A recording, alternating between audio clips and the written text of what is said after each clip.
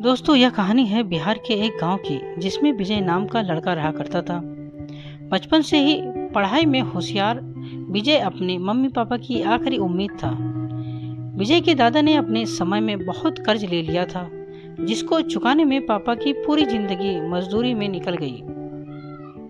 उनके पास थोड़ी सी जमीन थी, जिससे उनका गुजारा हो रहा था। पापा की तबीयत मजदूरी करने से खराब रहती थी, पर पापा विजय को इस बात का एहसास नहीं होने देते थे। विजय को पढ़ाई में इतना होशियार देखकर उसके मम्मी पापा ने हर वह काम किया जिससे वह विजय को पढ़ा पाए। विजय की कॉलेज की पढ़ाई खत्म हो गई थी और वह एक छोटी सी नौकरी करने लगे, जिससे उसका खर्चा निकल जाता और साथ में वह कलेक्टर बनने की तैयारी भी कर रहा था। विजय अपने वक्त का एक मिनट भी फालतू नहीं गुजारता था। विजय ने पूरा समय पढ़ाई और नौकरी में ही लगा दिया। विजय के पापा को यह पता था कि वह कलेक्टर बनना चाहता है, इसलिए घर की हालत बहुत ज़्यादा खराब होने पर भी उन्होंने विजय से कभी इस बात का जिक्र नहीं किया और न उसको अच्छी नौकरी करने के लिए कहा। लगातार 2 साल तक विजय पास नहीं हो पाया और उसके बाद भी उसके पिता ने अपना घर और जमीन गिरवी रखकर विजय को IAS की कोचिंग ज्वाइन करवाई और उसकी नौकरी भी छुड़वा दी और केवल पढ़ाई करने को कहा। विजय के पापा हमेशा उससे कहा करते, बेटा खेत और घर दोबारा आ जाएंगे, पर कलेक्टर दोबारा नहीं बन सकते। आज पूरे साल पढ़ाई करने के बाद विजय का रिजल्ट आ गया, जिससे वह अच्छे नंबरों से निकल गया था। आज उसके पिता से ज्यादा खुश कोई नहीं था। ऐसा लग रहा था जैसे विजय का सपना पूरा होने वाला है, पर भगवान को कुछ और ही मंजूर था। विजय का कल इंटरव्यू था और सुबह से उसके पापा की तबीयत खराब थी। विजय के पापा उसकी माँ से बार बार कह रहे थे कि विजय को मत बताना, और उस दिन देर रात उनकी मौत हो गई।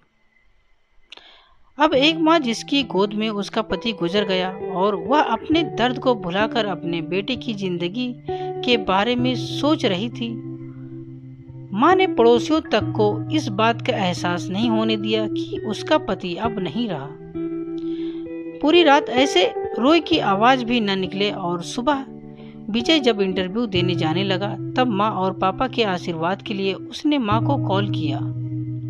माँ ने पूरी हिम्मत लगा दी अपना सच छुपाने के लिए और विजय को आशीर्वाद दिया। और जब विजय ने पापा से बात करने को कहा तो माँ बोली, पापा अब तुमसे बात नहीं करेंगे, वो कलेक्टर से बात करेंगे। इतनी बात करके माँ ने फोन रख दिया।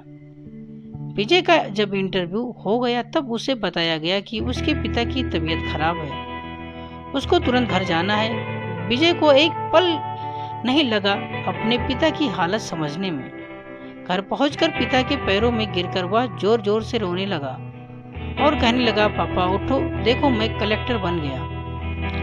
आज उसके पिता को वह खुशी मिली थी जिसका उनको वर्षों से इंतजार था, पर आज वह इस दुनिया में नहीं थे। भगवान विजय के पिता की जिंदगी में सुख लिखना ही भूल गए थे।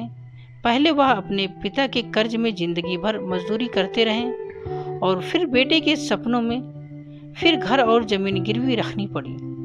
वह जिंदगी में कर्ज लेकर आए और कर्ज लेकर चले गए। विजय के पिता को भले ही जिंदगी में कुछ हासिल न हुआ हो, पर वह अपने लड़के को इस काबिल बना गए कि वह अपनी 7 पुश्तों को बैठे बैठे खिला पाए। विजय की माँ ने जो उस रात किया, जिसको करने का जज्बा बहुत कम लोगों में होता है। जब विजय कलेक्टर बनकर घर आया तब माँ ने विजय से कहा, बेटा तुम आज इतने बड़े बन गए हो कि हजारों गरीबों का भला कर सकते हो। जब भी तुम्हारे सामने कोई गरीब मदद मांगने आए तो अपने पिता और मेरे बारे में सोचना। मैं तुम्हारे बराबर पढ़ी लिखी और समझदार तो नहीं हूँ, पर इतना जरूर जानती हूँ गरीब आदमी की बहुत मजबूरी होती है। तुम कभी किसी का बुरा मत करना। शिक्षा। दोस्तों, इस कहानी से हमें यह शिक्षा मिलती है कि वक्त कितना भी खराब हो, हम उसे बदल जरूर सकते हैं। माँ और बाप के एहसानों को हम कभी नहीं उतार सकते, पर हम अपने कर्मों से उनकी इच्छा जरूर पूरी कर सकते हैं।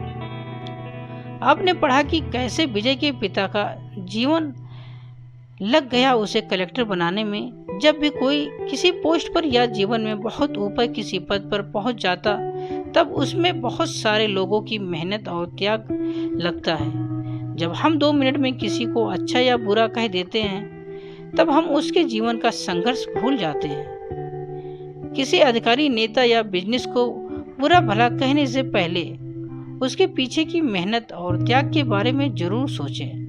दोस्तों, आशा करते हैं ये कहानी सुन के आप सबको जरूर अच्छी लगी होगी। अगर अच्छी लगी तो हमारे चैनल को लाइक और सब्सक्राइब जरूर करें और बेल नोटिफिकेशन को ऑल कर दीजिए, ताकि अगली कहानी की वीडियो आप तक तुरंत पहुंचे। पूरी कहानी सुनने के लिए आप सबका बहुत बहुत धन्यवाद। ये कहानी आप सबको कैसी लगी, अपनी राय कमेंट में जरूर दें।